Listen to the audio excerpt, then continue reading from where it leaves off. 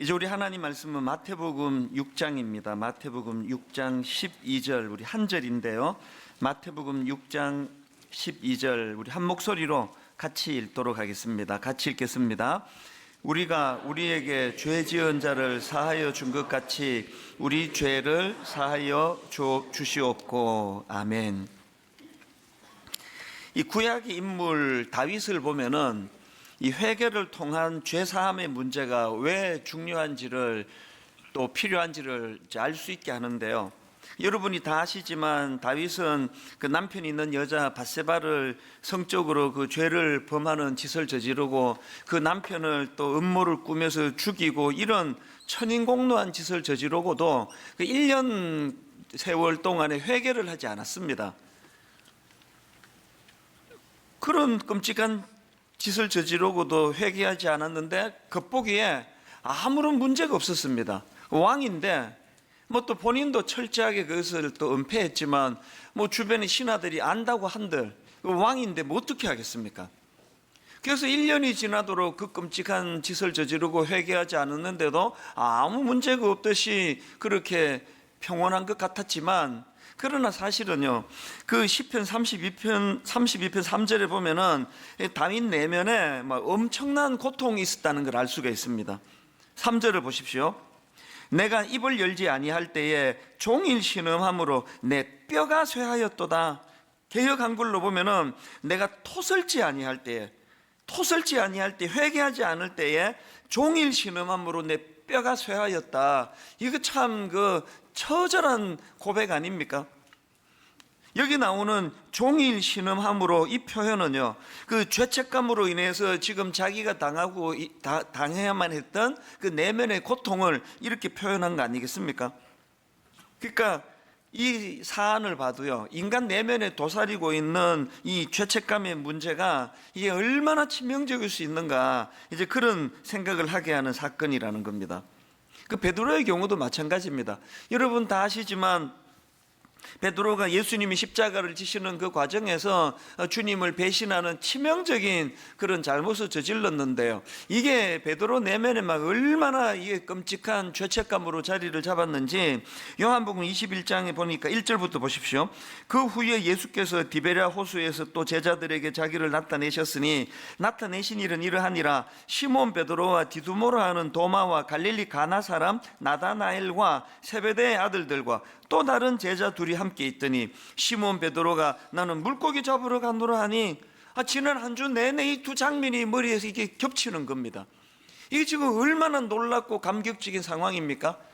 부활하신 예수님께서 베드로를 만나 주시겠다고, 베드로를 만나시려는 그런 놀라운 이 가슴 벅찬 일을 지금 베드로가 경험하는 그 상황인데, 베드로는 나는 물고기 잡으러 가노라. 무슨 뜻입니까? 옛날로 돌아가겠다는 거예요. 이게 베드로 내면에 그 자기가 저지른 그 잘못에 대한 죄책감이 얼마나 크게 자리 잡았는지를 말해주는 거 아닙니까? 이건 가룟 유다도 마찬가지입니다. 제가 그 가룟 유다가 자살하는 그 과정이 마태복음 27장을 보니까요, 3절입니다. 그때에 예수를 판 유다가 그의 정죄됨을 보고 스스로 뉘우쳐. 여기 나오는 이 스스로 뉘우쳐라는 표현도 지금 가룟 유다 내면에 있는 그 죄책감을 그렇게 표현한 것이라고 설명하거든요. 우리 모두가 다 지금 현대인들이 가지고 있는 이 베드로와 같은, 가룟 유다와 같은, 혹은 또 다윗과 같은 이런 해결받지 못한 어떤 그 죄 문제로 인한 죄책감이 상당히 심각한 문제예요. 그래서 지금 미국 같은데 그 밤에 잠을 못 이루는 그 수면제 값이 어마어마한 천문학적인 숫자라 그러고, 그리고 잠을 이루지 못하는 많은 문제들이 있는데 그 중에 큰 뿌리 중에 하나가 바로 이 죄책감의 문제 아니겠습니까? 아무리 겉으로 그냥 아무렇지도 않게 살아가도, 다윗처럼 왕으로 떵떵거리고 살아도 내면에 뼈가 쇠하는 고통을 겪어봤습니까? 다윗의 정적들이 사울이 다윗을 죽이겠다고 달려들어도요, 그게 뼈가 쇠할 만큼 고통을 주지는 못합니다. 겪어봐서 알지만 어느 누가 내 뼈가 쇠하도록 그렇게 고통으로 몰고 갑니까? 이 뼈가 쇠하도록 고통하게 만드는 그 원인 유발은 늘 자기 안에 있는 겁니다. 그 죄책감의 문제가 이렇게 심각한 거 아닙니까? 그렇기 때문에요, 우리는 늘 이 사실을 기억해야 합니다. 하나님은 이 죄 용서를 통해 우리 내면에 도사리고 있는 이 죄책감의 문제를 해결해 주기 원하신다. 이걸 늘 우리가 이걸 기억해야 됩니다. 이런 면에서 저는 로마서 8장 1절 2절 말씀, 그러므로 이제 그리스도 예수 안에 있는 자에게는 결코 정죄함이 없나니 이는 그리스도 예수 안에 있는 생명의 성령의 법이 죄와 사망의 법에서 너를 해방하였습니다. 저는요, 이 로마서 8장 1절 2절이 제 삶에도 엄청난 영향을 미쳤고요, 가만히 생각해 보니까 예수님이 이 땅에 오셔서 선포하셨던 가장 중요한 선포 중에 하나가 이거라고 생각합니다. 결코 정죄함이 없나니.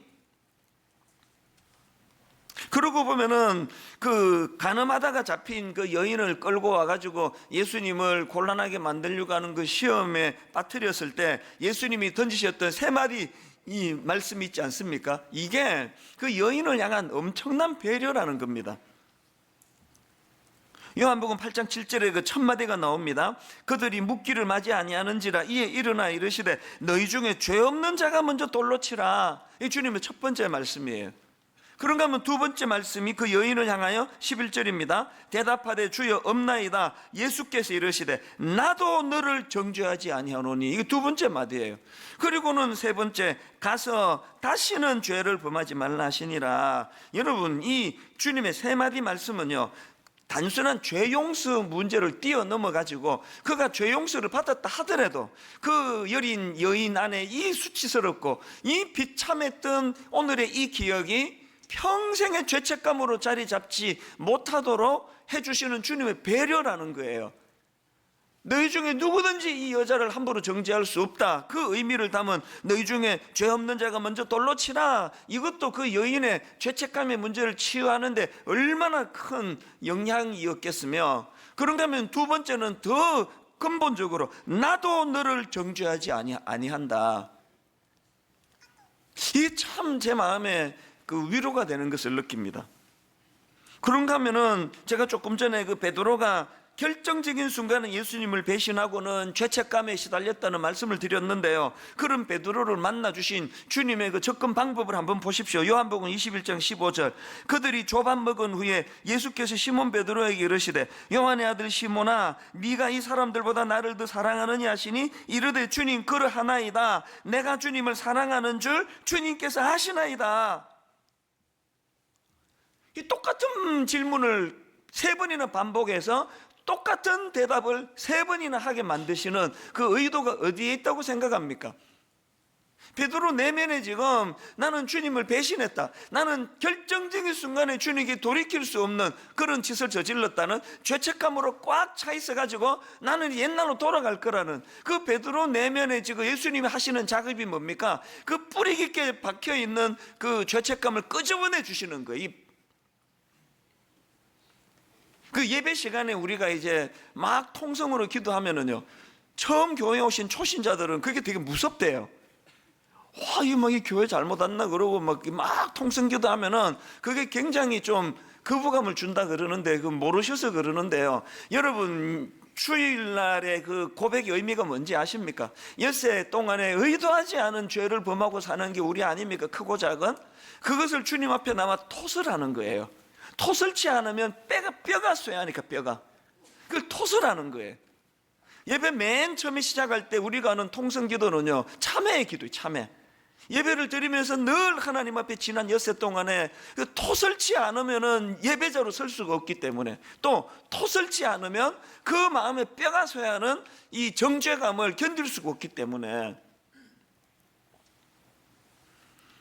그래서 예수님께서는 베드로로 하여금 세 번씩이나 내가 주님을 사랑합니다, 내가 주님을 사랑하는 줄 주께서 아십니다, 그 고백을 하게 만들고, 그 토설된 고백을 가지고 주님께서는 사명을 주시잖아요. 내 양을 먹이라. 이 세 번에 걸친 이 사명이 베드로의 죄책감을 치유해 주시기 위한, 그래서 여러분이 다 아시지만 그 죄책감을 딛고 일어선 베드로가 나중에 얼마나 초대교회의 위대한 지도자로 우뚝 서게 되느냐는 그 말씀입니다. 이게 바로 예수님이 주시고자 하시는 결코 정죄함이 없나니. 그래서 오늘 저는 이 사도신경의 이 신앙 고백이요, 죄를 사하여 주시는 것과 나는 죄를 사하여 주시는 것을 믿습니다, 이 부분을 좀 살펴보려고 하는데요, 먼저 살펴볼 거는 여기 나오는 이 죄를 사하여 주시는 것과 관련해서 우리가 기억해야 될 두 가지를 먼저 짚어드리고요, 그 다음에 이제 이것 가지고 제가 두 가지 적용을 좀 나누고 싶은데요. 자, 먼저 오늘 여러분이 죄를 사하여 주시는 것과 이 대목과 관련해서 꼭 기억해야 되는 게 하나 있습니다. 첫 번째, 그게 뭐냐? 교회는요, 이 죄 용서와 죄책감의 문제를 해결해 주시는 통로라는 사실입니다. 자, 이게 무슨 말씀인가 하면은 사도신경이 그 한 항목 한 항목 개별로도 의미가 있지만 이 배열이 엄청나게 중요합니다. 제가 몇 주 전에 성령을 믿사오며 이후는 모두가 다 성령과 연관된 사역이라고 말씀을 드렸지 않습니까? 그런데 여러분, 그 파트의 흐름을 한번 보십시오. 자막으로도 이것 좀 올려달라고 부탁을 했는데요. 자, 보십시오. 이 순서를요, 성령을 믿사오며, 그 다음에 거룩한 공회와, 그 다음에 성도가 서로 교통하는 것과, 그 다음에 죄를 사하여 주시는 것과예요. 이게 뭘 의미합니까, 이 흐름이? 성령님이 하시는 역사들 가운데에는 죄를 자각하게 만들고 그 죄 용서함에 대한 고백을 하게 만드시는 그런 능력이, 사역이 있다는 걸 여기다가 전제로 하는 거고요. 그리고 그 다음에 거룩한 공회, 이 교회라 그랬지 않습니까? 거룩한 교회와, 그리고 그 교회 안에서 성도가 서로 교통하는 것의 문제가 그 다음으로 죄를 사하여 주시는 것과 연결이 된다는 게 뭘 의미하겠습니까? 교회 안에서 일어나는 성도 간의 교제, 교회 안에서 일어나는 모든 우리들의 움직임 속에는 이 죄를 사하여 주시는 것과라는, 이 죄를 사하여 주시는 것을 믿습니다라는 이 믿음과 연결이 된다는 게 뭘 의미합니까? 하나님은요, 인간 내면에 도사리고 있는 이 죄책감의 문제를 풀어주시기를 원하시는데, 이 죄책감의 문제를 풀어주시기를 원하시되 교회라는 통로를 통해서 이 문제를 해결하기 원한다는 겁니다. 그러니까 여기서 잊으시면 안 됩니다. 교회는요, 이 죄 용서와 죄책감의 문제를 해결해 주시는 것이고 그 기쁨을 누리는 것입니다. 그래서 은혜가 떨어지는 교회를 가보면 죄책감이 많아요. 은혜가 충만한 곳에는 죄 용서의 기쁨, 죄책감으로부터 자유함의 기쁨이 많고요, 은혜가 안 되는 교회는 정죄감이 많습니다. 그러나 우리 교회는 정죄감이 많은 교회인지 정죄감이 치유받은 것을 기뻐함을 드러내는 교회인지 점검해 보면 이 교회의 그 신앙 상태를 점검할 수 있는 거 아닙니까? 그리고 우리 개인도 마찬가지예요. 여러분, 교회가 만약에 이 죄 용서와 죄책감의 문제를 해결해 주시는 통로로 주님이 쓰시는 곳이라고 한다면 여러분의 언어는 누구를 정죄하고 비난하는 데 많이 사용이 됩니까? 아니면은 그 죄 용서함을 선포하고 그 상대방으로 하여금 죄책감으로부터 자유하도록 돕는 일에 여러분의 언어가 사용이 되십니까? 제가 앞에서 가늠하다 잡혀온 그 여인 이야기를 해드리지 않았습니까? 예수님이 던진 세 마디 말씀 가운데 예수님이 진짜 하시고 싶은 말씀은 마지막 세 번째, 가서 다시는 죄를 범하지 마라, 이 말씀을 주시고 싶은데요, 이 말씀을 주시기까지 바로 그냥 안 던지세요. 왜 이따위 짓을 했느냐? 다시는 이런 짓 하지 마라, 이 말씀을 던져주시는 게 주님이 의도하시는 포인트라 하더라도 그 말씀을 주시기까지 던져주는 말씀이 뭐였습니까? 너희 중에 죄 없는 자가 먼저 돌로 쳐라. 두 번째 마디가 나도 너를 정죄하지 않겠다. 그 다음 나오는 게 가서 다시는 죄를 범하지 말라요. 오늘 은혜가 떨어지는 교회, 은혜가 떨어지는 성도를 보면은요, 주님의 첫 번째 마디, 두 번째 마디 다 생략이에요. 바로 직격탄이에요. 왜 그따위 짓을 했느냐고. 다시는 이런 짓 하지 말라고. 자녀 교육에 있어서 우리가 자녀들을 노엽게 하는 가장 치명적인 문제가 이거예요. 바로 직격탄이잖아요. 왜 이따위 짓을 했느냐고. 다시는 이런 짓 하지 말란 말이야. 여러분, 우리가 누구에게 이런 공의를 드러내기 위하여 이 지적을 하고 싶다면 반드시 두 가지가 들어가야 돼요. 너희 중에 죄 없는 자가 먼저 돌로 쳐라. 이게 여인에게 어떻게 들립니까? 아무도 너를 정죄할 수 없다. 주님 자신이 이 여인에게 나도 너를 정죄하지 않겠다. 그리고는 가서 다시는 죄를 범하지 말라. 이게 첫째 마디, 두 번째 마디가 생략되고 막 지금 막 서로를 향하여 막 엄청나게 싸우는 현실을 보면은 참 마음이 아플 뿐이죠. 그래가지고 그 말에 가마력을 얻고 사람이 변화되는 거 봤습니까? 더 울분밖에는 안 나오는 거예요. 제가 우리 교회 구역 모임인 다락방 방문을 해보면은 전에 말씀드렸잖아요. 그냥 이렇게 쑥 들어가 보면은 10번 가면은요 5번, 6번 울고 있습니다. 특히 그 여성도들 모임 속에서 그런 일이 많은데요. 지금 그 자매가 교회 다락방 와가지고 막 왜 펑펑 울고 있습니까? 누가 때렸습니까? 제가 들어가기 직전에 누가 막 엄청나게 이 가늠한 여자야 그러면서 비난했습니까? 울고 있으면 딱 저는 알죠. 그 앞에 뭐가 있었는지. 이 사람이 토설치 않은 마음에 응어리 된 죄책감과 상한 마음을 반드시 거기서 아마 5분 전에 이거 나누었었구나. 그랬을 때에 아까 말씀드렸잖아요. 하나님은 그 죄책감을 해결해 주기를 원하시는데 교회 공동체를 통해서 해결해 주신다고. 그 나머지 우리 참여한 순원들이 또 순장님이 참 그 눈물을 닦아주고 격려해주고 위로해주고 그렇게 용기를 북돋아 주니까 그 죄사함에 그리고 또 죄책감으로부터 치유되니까 눈물이 나는 거거든요. 이게 교회라는 거. 이게 심지어는요, 제가 그 제자반, 남자 제자반을 오래 인도를 했었지 않습니까? 꽤 많은 경우에 남자분들이 너무나 이런 것까지 고백하나? 우리 남자들은 사실 이런 거 잘 얘기를 못하다가 또 한번 열받으면 막 또 여성보다 더 잘해요. 막 안 해도 되는 것까지 막 다 오픈을 해요. 몇 번이나 제가 겪었던 것 중에 하나가 어떤 남자 그 제자 훈련이니까요. 깊은 이제 그 속의 것들을 다 끄집어내는 시간들을 종종 가지는데 결혼하고도 아내 외에 그렇게 성적인 죄를 지은 것에 대하여 이렇게 고백하는 경우들이 몇 번 있었거든요. 제가 지금도 기억이 나는 그런 경우가 떠오르는데요.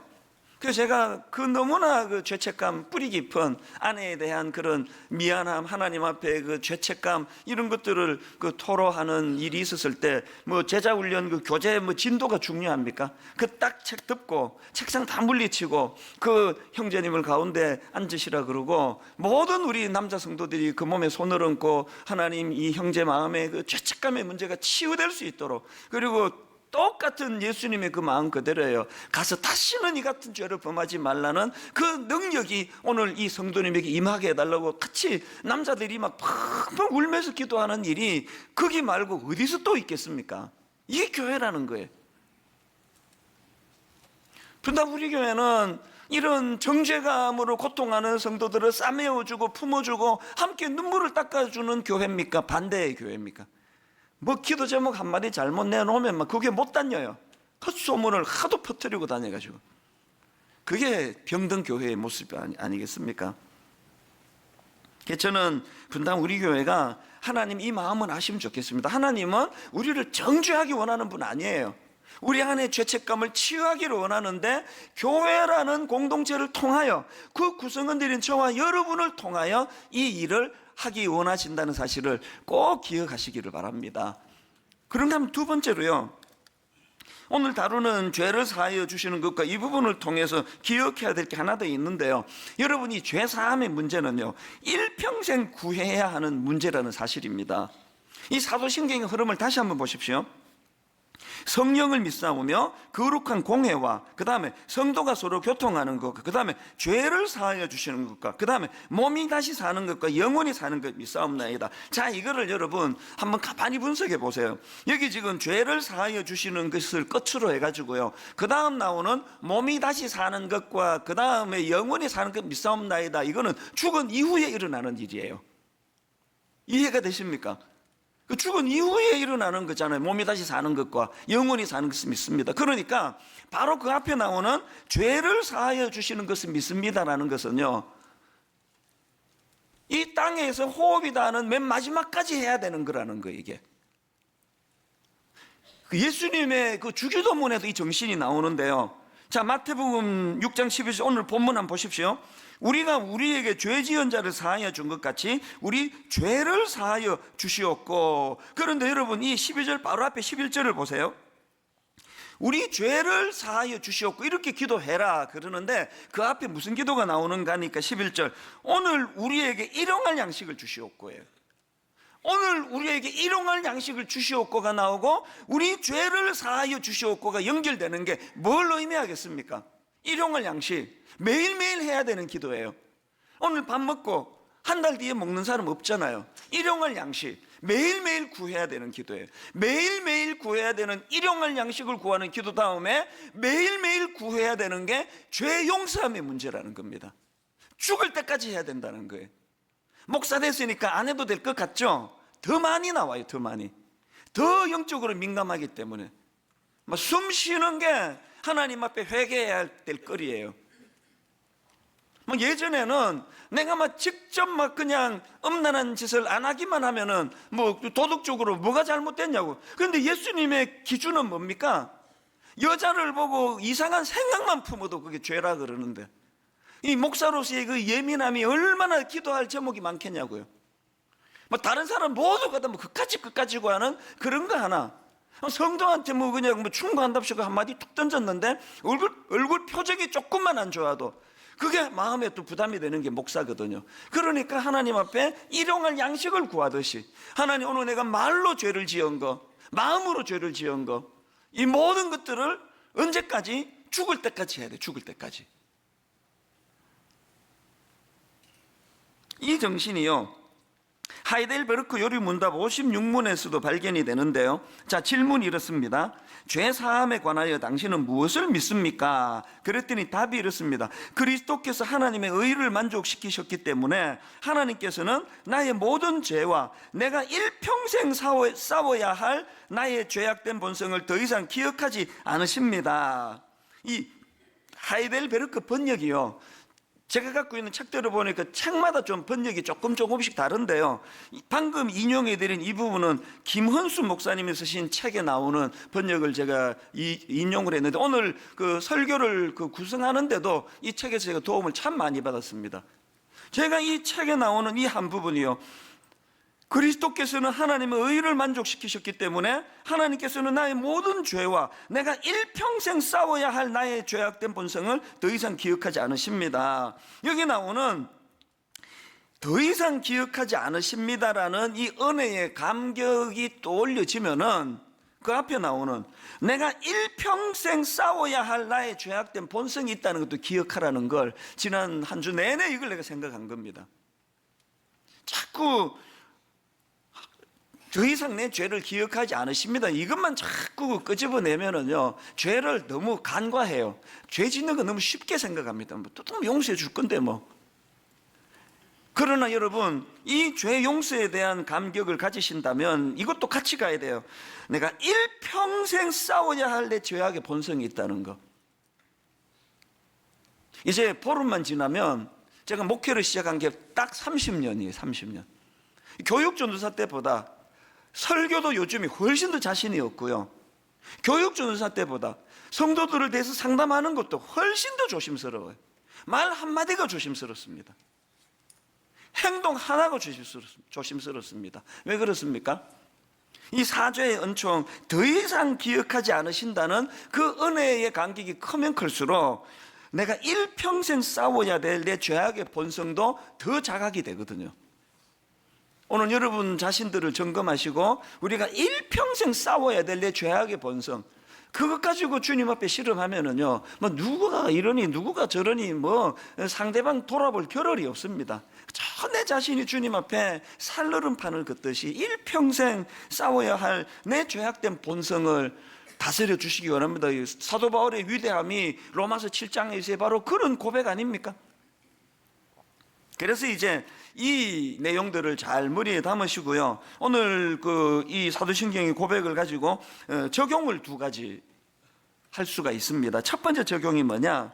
자, 여러분, 교회는요, 나음보다 다름을 추구하는 공동체라는 것을 기억하셔야 됩니다. 나음보다 다름, 이게 무슨 말인가 하면은 이 나음보다 다름을 추구하는 공동체라는 이 컨셉은 제가 그 책 제목에서 따왔는데요, 최근에 구입한 책 중에서 나음보다 다름이라는 제목의 책이 있습니다. 이 마케팅 전략과 관련된 책인데요. 뭐 마케팅적인 내용을 보려고 산 게 아니고요. 저는 제목 보고 샀습니다. 나음과 다름. 그 책의 부제가 뭐냐면은 Better is not enough. 하여튼 내가 이럴 때 늘 갈등이 있는 게, 우리나라 분들은 어떤 분들은 better 이렇게 발음을 좋아하시고 어떤 분은 better 이걸 좋아하세요. 그래서 이렇게 하면 또 저 사람이 뭐라고 그러고, 저렇게 하면 또 바람이 왜 그러냐 그러는데, 오늘은 하여튼 베르로 가겠습니다. Better is not enough. Be different. 이게 참 와닿는 거예요. 그리고 그 책 소개하는 문장 중에 나은 것이 아니라 다른 것이 이긴다, 이 참 와닿았습니다. 나은 것이 아니라 다른 것이 이긴다. 그리고 그 책의 주제어가 경쟁하지 말고 차별화하라. 이 모두가 다 목사인 저에게 교회와 관계되게 읽혀지는 겁니다. 경쟁하지 말고 차별화하라. 그래서 제가 적용을 첫 대지로 교회는 나음보다 다름을 추구하는 공동체임을 기억하라, 이렇게 뽑은 거거든요. 이게 무슨 말인지 설명해 드릴게요. 교회가 자꾸 뭐 우리는 나음을 자랑하는 공동체가 되면은 바리새인들이 모인 공동체예요. 우리는 나음을 자랑하는 공동체보다 다름을 자랑하는 공동체예요. 여러분, 세상 모임, 뭐 동창회 모임, 연말에 뭐 송년 모임 같은 데 가면은 뭐 좋으니까 송년 모임 가시는 거 아니겠냐고요.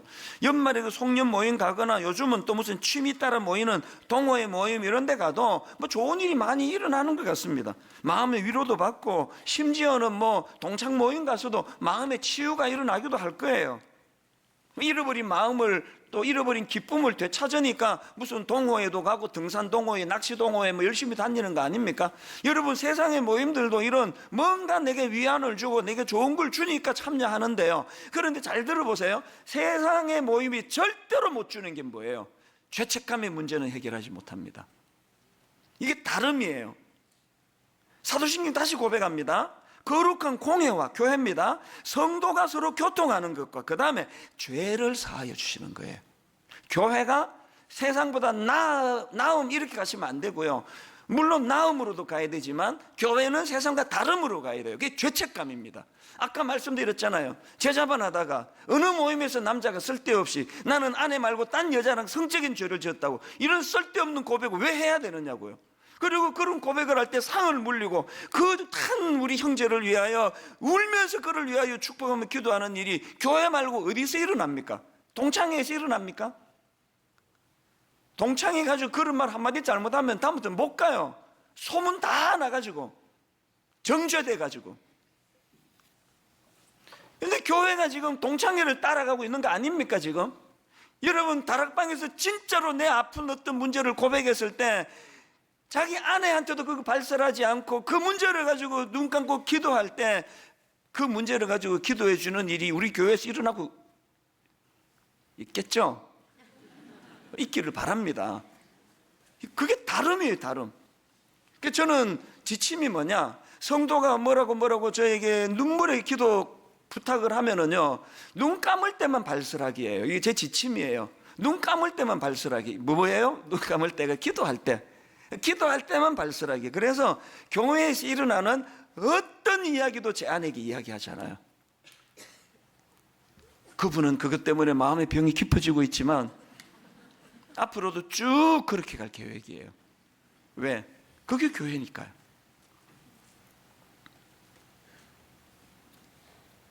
세상 어떤 교제에서도 어떤 공동체에서도 절대로 얻지 못하는 게 죄를 사하여 주시는 것을 믿습니다예요. 이 차별화가 교회 안에서 일어나기를 바랍니다. 그리고 우리는 그 주님의 정신으로 교회는 정죄하는 공동체가 아니라 정죄된 사람을 용서하고 품어주는 공동체라는 것. 그 눌변이라는 책이 있는데요, 그 사회학자 김찬호 교수가 쓴 책입니다. 이 책에 보면은 아프리카 벤바라는 부족의 풍습 한 가지를 소개하는데요, 그 벤바라는 부족의 풍습이 너무나 한 가지 독특한 게 있습니다. 자기 그 부족원 중에 누가 아주 굉장히 큰 잘못을 저지르면은 이 공동체적으로 대응을 한다는 겁니다. 그 잘못한 그 사람을 불러서 가운데 세우고 모든 부족이 빙 둘러선대요. 이거 뭐 무슨 인민재판 하려고 그러나? 정반대예요. 그 사람을 세워놓고 공동체 멤버가 삑 둘러서 가지고는 참석한 사람 모두가 다 한마디씩 해야 된대요. 그때 니는 이걸 잘못했고 닌 저걸 이야기 절대 하면 안 되고요. 삥 둘러서서 어떤 잘못한 그 사람을 향해서 한마디씩 해야 되는데 어떤 말을 해야 되느냐? 평소에 저 사람이 자기한테 잘해준 거, 평소에 저 사람이 우리 부족을 위하여 수고한 거, 애쓴 거, 이걸 하나씩 다 이야기한대요. 한 명도 빼면 안 돼요. 아이부터 노인에 이르기까지. 하다가 이제 막히면은 해산, 그 다음날 또 모인대요. 모든 부족원들이 다 말할 때까지. 놀라운 건요, 그 책의 그 다음 이야기예요. 놀라운 건 결과인데요, 그 부족은 다른 부족에 비해 범죄나 갈등이 매우 적다는 거예요. 인간은요, 지적에서 변화되지 않습니다. 그 부족이 바로 나음보다 다름 아닙니까? 나음보다 다름이 아니라 나음도 있고 다름도 있는 공동체네요. 분당 우리 교회는 바로 이 벤바라는 부족의 성숙함을 그대로 닮아가는 그런 교회가 되기를 바랍니다. 아니요, 바라는 게 아니라 교회 자체가 그런 곳이에요. 그런가 하면은 사도신경을 통해서 우리가 적용해야 되는 두 번째 적용이 뭐냐? 교회는요, 용서를 실습하는 공동체라는 걸 기억하십시오. 용서를 실습하는 공동체입니다. 지난주에 제가 성도가 서로 교통하는 것과 또 이 교통하는 것, 이 교제라고 말씀드렸는데요, 성도가 서로 교통하는 것, 교제하는 것과를 제가 설명하면서 여기서 말하는 교제는 내가 가진 것을 흘려보내는 거라고 말씀드렸잖아요. 내가 받은 은혜를 가두어 두지 않고 흘려보내는 게 이게 교제다, 교회에서. 그런 말씀을 드렸는데 어제 저는요, 막 너무너무 감사하고 감격했습니다. 여기 바로 우리 체육관에서 이 추운데요, 크리스마스 성김 축제로 농어촌 교회 또 미자리 교회 161교회에 보낼 2007박스를 만들었거든요. 이게 뭐 트럭으로 공수가 돼야 될 정도로 어마어마한 그런 큰 박스들이 2007개 만들어졌는데, 그 추운 날 제가 주일날 광고도 안 했잖아요. 너무 많은 분이 오실까 봐. 축제가 벌어졌습니다. 그리고는 2007박스를 택배로 보내는 것까지 다 끝냈습니다. 너무 설레어요. 내일부터 이제 내일 모레 계속 농어촌 교회에 이 선물 박스가 이제 161교회에 전달될 거를 상상만 해도 너무 기쁜 거예요. 진짜 메리 크리스마스예요. 너무나 많은 성도님들이 와서 그렇게 흘려보내주시는 물질로, 그리고 또 그렇게 노동 봉사로 그렇게 해주시는 게 너무 감사하고요. 그런가 하면은 또 지난주 제가 부탁을 드렸던 것처럼 올 한 해 힘든 일을 겪은 분들을 위로하기 위한 사랑의 추리 열매, 그래서 위로가 필요한 분 사연을 받았더니 324건이 들어왔는데요, 사실대로 말씀드리면 원래는 이 324건을 다 할 자신이 없어서 이제 추첨해서 뭐 한 100건 할 수 있을까? 헌금이 뭐 그 정도 들어올 거라고 생각했는데요, 지난주에 기적이 일어났습니다. 충분히 하고도 남는 비용이 여러분들이 헌금을 해주셔가지고요, 놀랍게도 324건 원하는 것 그대로 다 하기로 했습니다. 그리고 저는 여러분한테 호소합니다. 이제 안 해도 되네? 하셔야 됩니다. 여러분 계좌번호를 홈페이지에 올려놨으니까요, 꼭 해주세요. 5만원, 10만원, 십시일반 하면은 이게 우리 평소에 하는 이삭죽기 헌금으로 연결이 될 겁니다. 이삭죽기 헌금은 너무나 어려운 일로 눈물을 당하는 분들에게 그 십시일반한 걸로 1년 내내 그것이 사용되기를 원하거든요. 여러분 밥 한 끼 아끼고 그렇게 한번 헌금하면 오늘 우는 어떤 형제 식사 한 끼 대접하면 등 두드려 줄 수 있다는 생각을 가지고요, 이삭죽기 헌금, 그래서 계좌번호를 홈페이지에 올려놨으니까 꼭, 내가 무슨 세무서 직원 같은데 하여튼 꼭 이런 분 동참해 주시면 좋겠습니다. 이렇게 교회는 받은 은혜를 흘려보내는 그런 공동체라고 한다면요, 진짜 흘려보내야 될 은혜는 용서함이에요. 용서함. 교회는 먼저 내가 결코 정죄함이 없나니 은혜를 먼저 내가 누리고요, 그리고 그걸 주변 형제 자매에게 흘려보내는 거예요. 이게 교회입니다. 용서를 실습하는 공동체예요.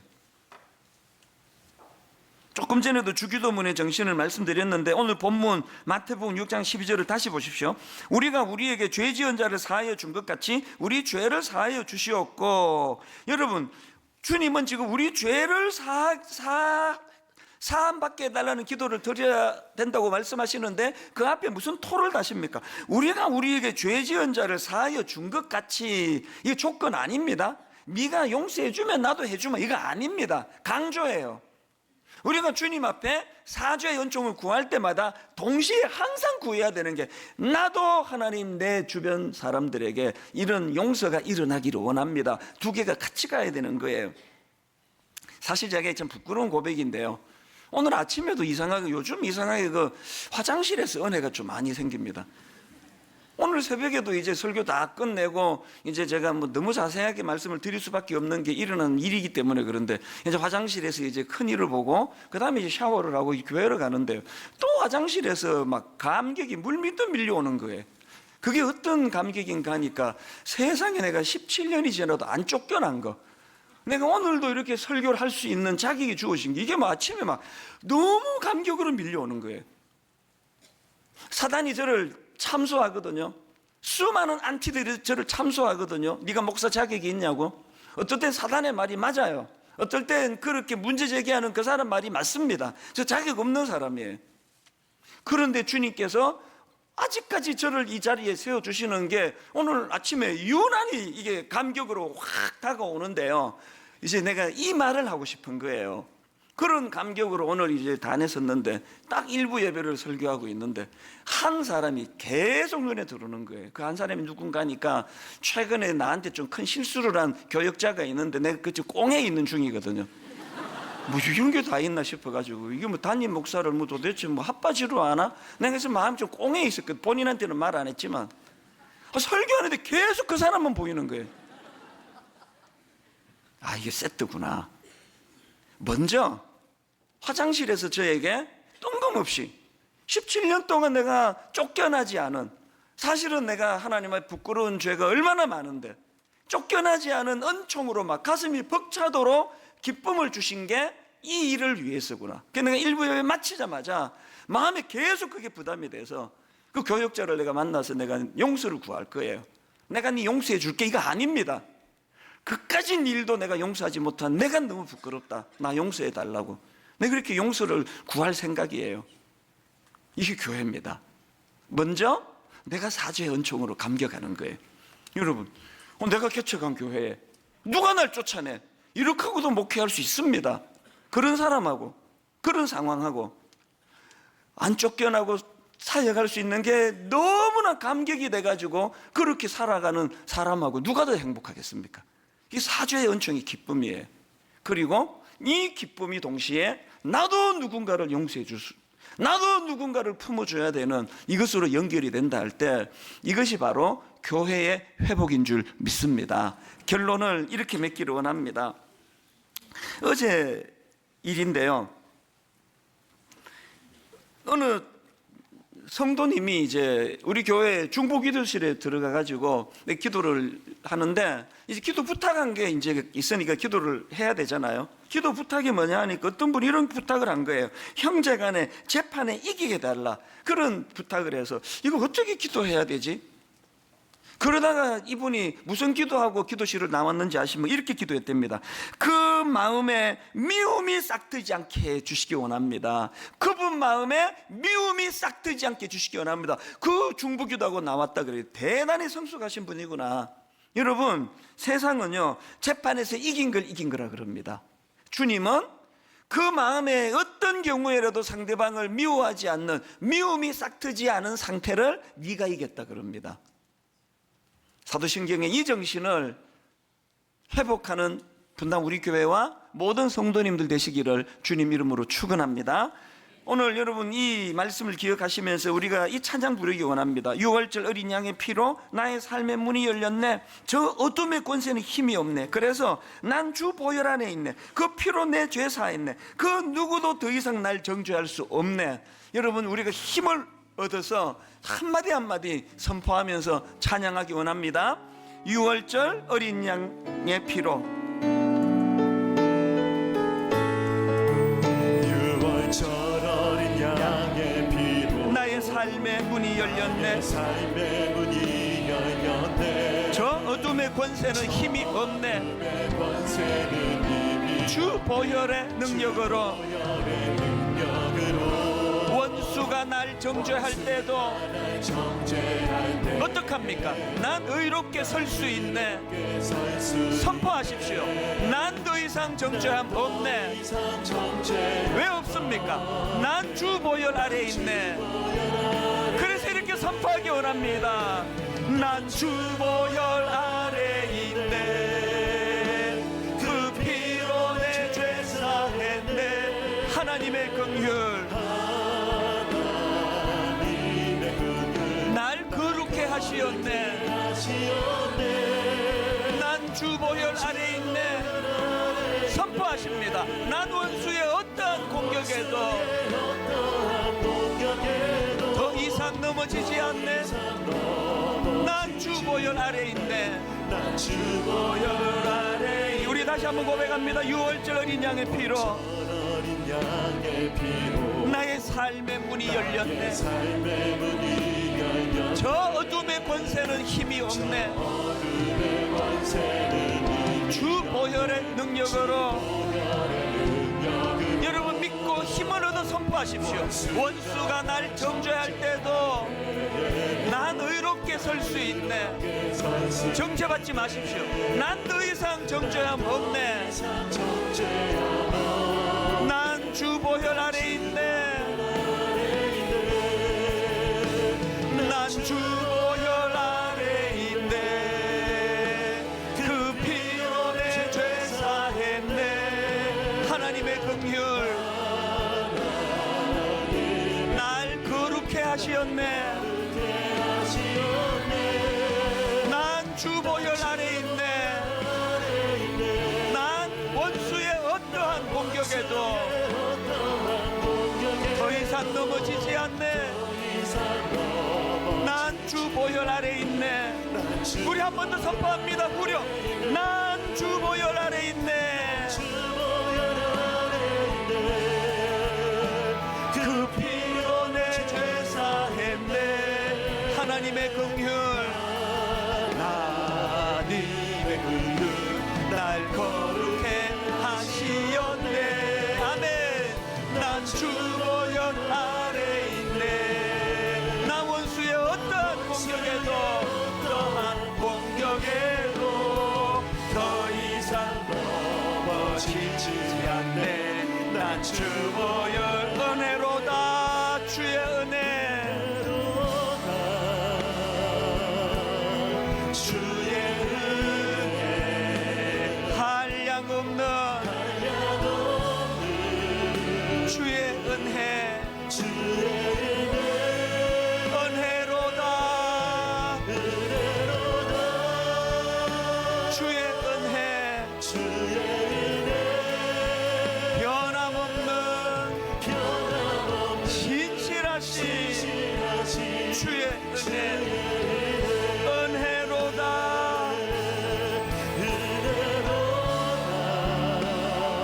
주의 은혜 한량없는 주의 은혜 여러분 감격함으로 선포하십시오. 은혜로다. 주의 은혜 변함없는 진실하신 주의 은혜 두 가지 놓고 기도하셔야 됩니다. 교회는 죄 용서와 죄책감의 문제를 해결해 주시는 주님의 통로예요.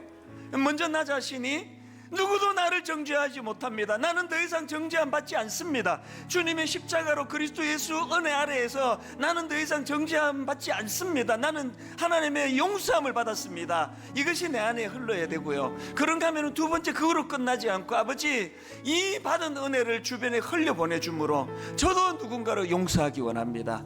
저도 누군가를 용서하여 그 마음의 죄책감을 씻어주는데 쓰임받기를 원합니다. 오늘 이 두 가지 기도 제목을 가지고 통성으로 같이 기도하시겠습니다. 살아계신 하나님 아버지, 오늘 하나님 아버지 은혜로 다시 한번 종이 이 단에 서서 말씀을 전할 자격을 아버지 허락해 주셨습니다. 하나님 아버지, 자격 없는 종을 하나님 아버지 사죄 연종으로 용서해 주시고 십자가로 나를 거듭나게 하시고, 하나님이 종이 아무리 많음에도 불구하고 자격이 없음에도 불구하고 오늘도 자격이 있다 십자가로 이렇게 세워주신 은혜, 이 죄 용서의 감격이 나를 아버지 기덥게 하여 주시옵소서. 주님이 죄 용서의 감격이 아버지 나도 누군가를 용서할 수 있는 힘으로 아버지 나타나게 하여 주시옵소서. 하나님, 오늘 이른 아침에 제게 허락해 주신 그 물밀듯 밀려오는 자격 없는 자에게 주신 은혜로 말미암아 이 강단에 설 수 있는 은혜를 주시고, 감격에 흘러넘치는 감격이 하나님 아버지 우리 교육자들과 내 가족과 우리 그 모든 순장님들과 성도님들을 사랑으로 품고 용서하고 또 아버지 그들 마음의 죄책감을 없이 하는 데 쓰임받는 능력으로 나타나게 하여 주시옵소서.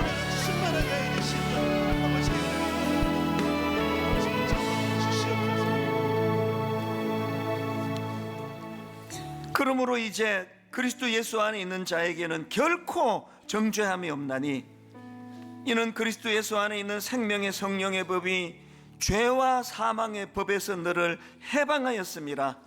하나님, 토설지 아니할 때에 뼈가 쇠하는 고통 가운데 있었노라고 그렇게 고백하는 그 다윗의 모습을 보면서 오늘 하나님, 우리 현대인들 안에 도사리고 있는 정죄감, 이 죄책감의 문제가 얼마나 심각한지를 잘 알고 있는데, 하나님 예배 가운데 십자가의 능력으로 내 안에 모든 정죄감이 용서함으로 인하여 사함을 받음으로 인하여 해방되는 능력이 나타나게 하여 주시옵소서.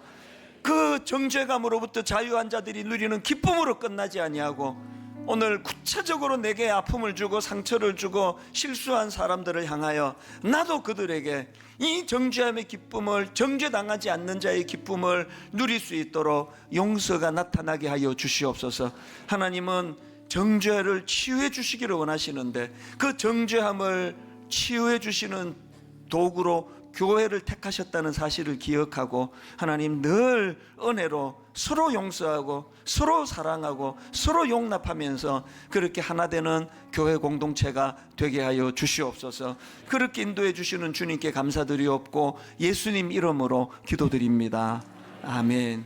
이제 우리 다 자리에서 일어나셔서 찬송가 268장 정말 마음의 기쁨과 자유함을 가지고 우리 죄에서 자유를 얻게 하면 손뼉치며 찬양합니다. 그래서 자유를 얻게 함은 보혈의 능력, 주의 보혈, 시험을 이기고 승리하니 참 놀라운 능력이로다. 주의 보혈, 주의 보혈, 능력이 있도다. 주의 피 믿으오. 주의 보혈, 그 어린 양의 매우 귀중한 육체의 정욕을 이기리면, 육체의 정욕을 이기림은 보혈의 능력, 주의 보혈, 정결한 마음을 얻게 하니 참 놀. 우리 3절 이렇게 노래합니다. 눈보다 더 희게 밝히는 것, 보다 더 이게 밝히는 것, 보혈의 능력, 주의 보혈, 부정한 모든 것 밝히시니 참 놀라운 능력이로다. 아멘. 주의 보혈, 능력이 있도다. 주의 피 믿으오. 주의 보혈, 그 어린 양의 매우 귀중한 주의 보혈, 주의 보혈, 능력이 있도다. 주의 피 믿으오. 주의 보혈, 그 어린 양의 매우 귀중한 피로다. 하나님 이 한 주간 곳곳에서 흩어져 주님의 이름으로 사역할 때에 주의 보혈 능력 크도다, 이 선포가 되내어지는 승리하는 한 주간 되도록 인도하여 주시옵소서.